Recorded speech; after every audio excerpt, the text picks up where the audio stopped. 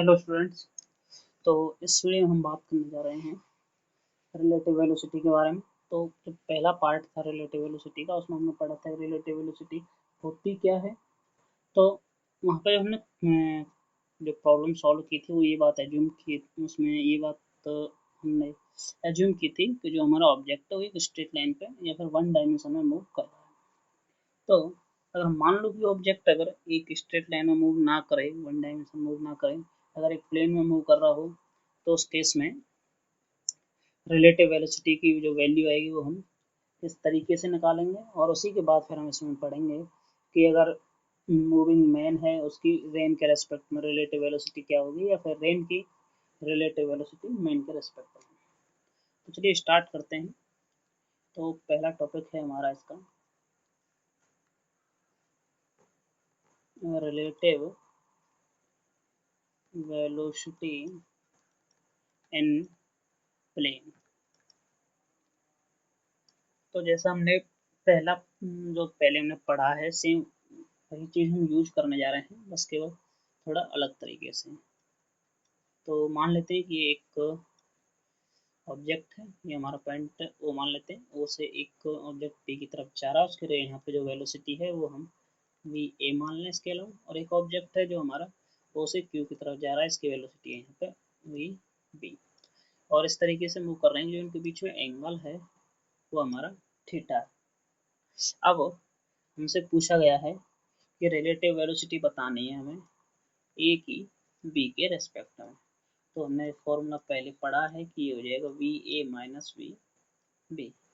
तो ये वाला फॉर्मूला हम यूज करेंगे और उसके बाद कैलकुलेशन सोल्व करेंगे। अब यहाँ पे एक चीज़ जो याद रखने वाली वो ये है कि जो हमारी वेलोसिटी एक वेक्टर क्वांटिटी होती है। तो वेक्टर को जब हम माइनस करते हैं प्लस करते हैं उसमें मैग्नीट्यूड निकालेंगे, तो हमें वेक्टर लॉ ऑफ एडिशन हमें याद होना चाहिए। बात कर रहे हैं हम रिलेटिव वेलोसिटी की। तो V A minus V B कर रहे हैं, तो इस डायरेक्ट में जो हमारी वाली डायरेक्शन है, फॉरवर्ड डायरेक्शन है, इसमें अगर वी बी पॉजिटिव है, तो अगर मैं इसको बैकवर्ड ड्रॉ कर दूँ तो इस डायरेक्शन में ये हो जाएगा माइनस के वी बी। फिर उस केस में जो हमारा एंगल होगा ये वाला, ये हो जाएगा फिर हमारा पाई माइनस थीटा। अब जैसा कि आप लोगों ने पहले पढ़ा है कि जो हमारा रिजल्टेंट होता है ए वेक्टर प्लस बी का, वो होता है हमारा A square plus B square plus 2ab cos थीटा। तो उसी फॉर्मूले को हम यूज करें और यहाँ पर अगर बताना चाहें तो हम लिख सकते हैं कि जो वी ए बी का मॉड आएगा उसकी वैल्यू हो जाएगी हमारी V A square plus V B square minus 2 V A V B cos theta.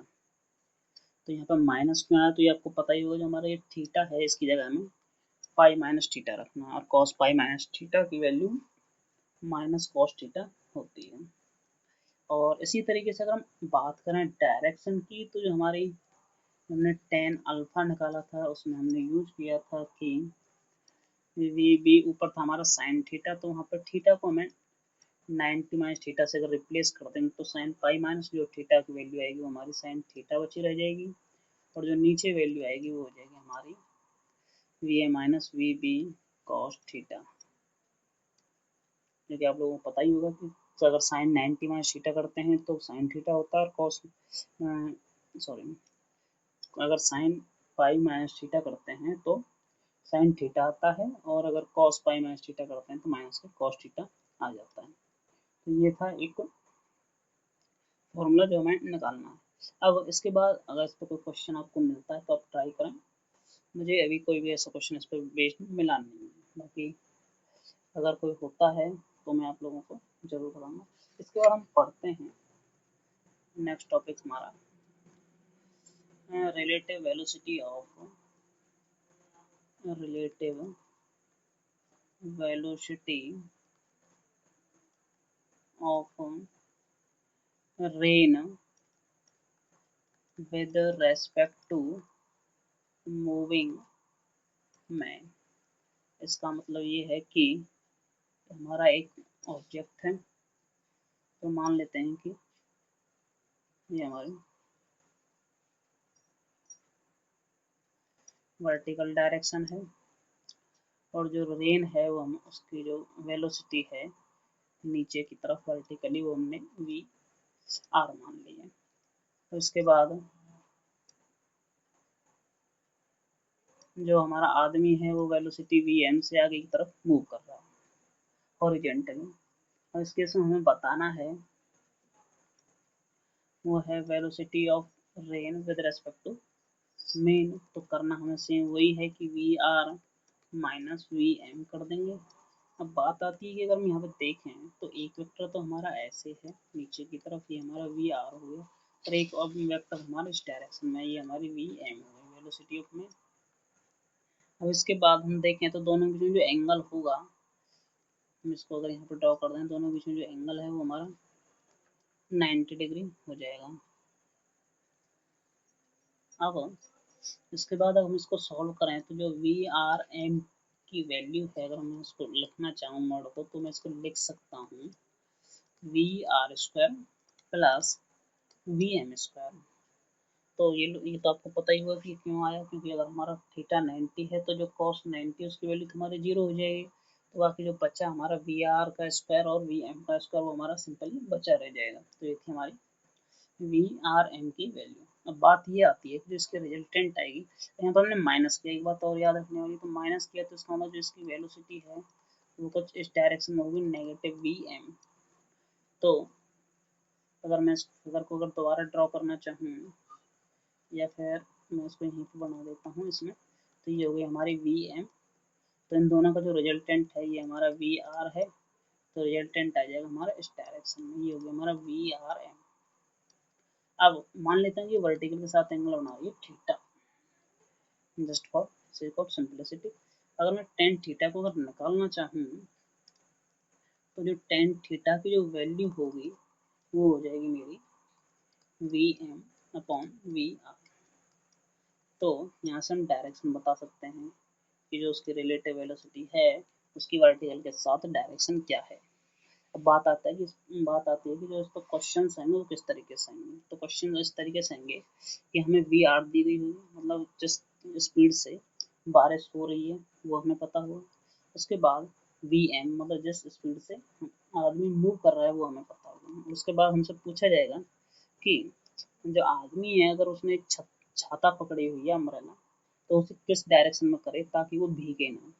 तो जो उसकी डायरेक्शन होगी वो हमें बतानी है थीटा से, क्योंकि थीटा ही हमें बताएगी कि वर्टिकल के साथ इस एंगल पर अगर हम रखें तो व्यक्ति या फिर जो मैन है वो भीगेगा नहीं, बच जाएगा बारिश से। तो चलो एक क्वेश्चन कर लेते हैं इस पर। तो क्वेश्चन बहुत ही सिंपल है। तो मान लेते हैं कि जो हमारा वी एम है, मतलब जिस स्पीड से आदमी आगे की तरफ जा रहा है वो है हमारी 4 किलोमीटर पर आवर, ये बात हम मान लेते हैं।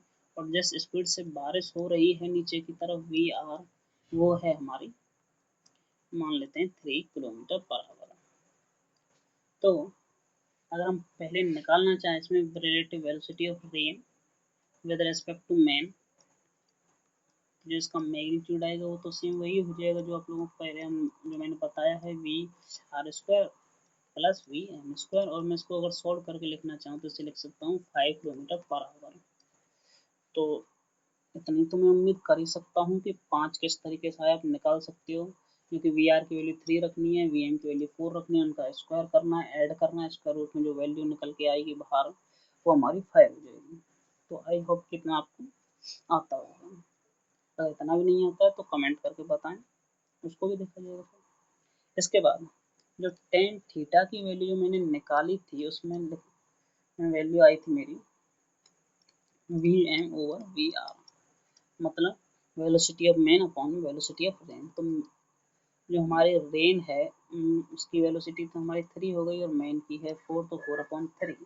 बात आती है कि जो हमारी ये वेलोसिटी होगी 4/3, तो इसे हम किस तरीके से निकाल सकते। तो यहाँ पे जो हमारा एंगल थीटा निकल के आएगा ये वाला, जो ये है थीटा की वैल्यू हो जाएगी फिर हमारी tan इनवर्स 4/3। अब आप लोगों को ये पता होना चाहिए मतलब कि थीटा की वैल्यू हम क्या रखें कि जो हमारी वैल्यू है वो tan 4/3 आ जाए। अगर पता है ठीक है, अगर नहीं पता है तो आपने थीटा की वैल्यू निकाल दी है, इतना बहुत है, ये सफिशियंट है। अब ये था हमारा सिंपल क्वेश्चन की किस तरीके से क्वेश्चन पूछा जाएगा। तो इसके साथ साथ रिलेटिव वेलोसिटी खत्म होती है और रिलेटिव वेलोसिटी में इसके अलावा कुछ भी नहीं है। और इसके साथ साथ जो अपनी यूनिट है काइनेमेटिक्स वो हमारी खत्म होती है। इसके बाद नेक्स्ट हमारी जो यूनिट है वो लॉज ऑफ मोशन और फ्रिक्शन फोर्स वो हम पढ़ेंगे। अगर आप लोगों को कोई क्वेश्चन हो, कोई डाउट हो तो कमेंट बॉक्स में ज़रूर लिखें और आपके जितने भी क्वेश्चंस होंगे वो मैं कोशिश करूँगा जल्दी से जल्दी आप लोगों को सॉल्व करके बता दूँ। तो मिलते हैं फिर नेक्स्ट टॉपिक में। ठीक है, बाय।